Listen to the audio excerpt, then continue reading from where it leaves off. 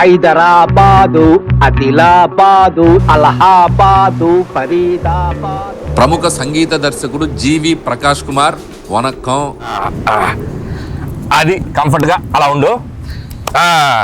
Comfort మన సినిమాలో పాటలు ఎలా ఉండాలంటే జీవి, క్లాసు పాట, మాసు పాట, ఎమోషనల్ పాట, మెలోడీ పాట, డీజే పాట, బీజిఎం పాట, ఇంకేదో పాట ఉండాలయా, ఆస్కారు పాట, గ్రామీ పాట. ఏమి టైమింగ్ ఉందా జీవి నీలో? మ్యూజిక్ సిట్టింగ్ అని పిలిచి ఈ ఫిట్టింగ్ ఏంటి మహాప్రభు?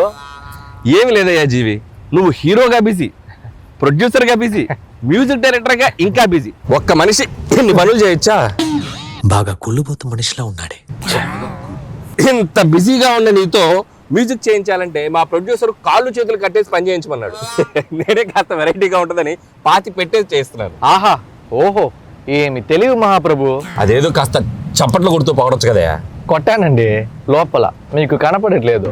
వెదర్ బాగుందయ్యా, పైగా బీచ్. నీకోసం హార్మోనియం కూడా రెడీగా ఉంది. ఒక మంచి ట్యూన్ వాయించవయ్యా జీవి. ట్యూన్ కొట్టాలంటే హార్మోనియం ఉంటే సరిపోదా, 2 చేతులు 10 వేలు కూడా కావాలి.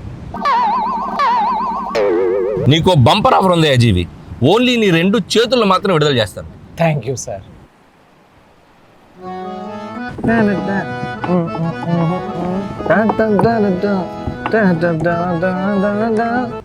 అనిల్ సార్, చెప్పమ్మా. నాకు ఒక లిరిక్ రైటర్ ఇస్తే చాలా కంఫర్టబుల్ గా ఉంటుంది. లిరిక్ రైటరా? ఎప్పుడో రెడీ. అతన్ని పాతి పెట్టి 2 రోజులైంది.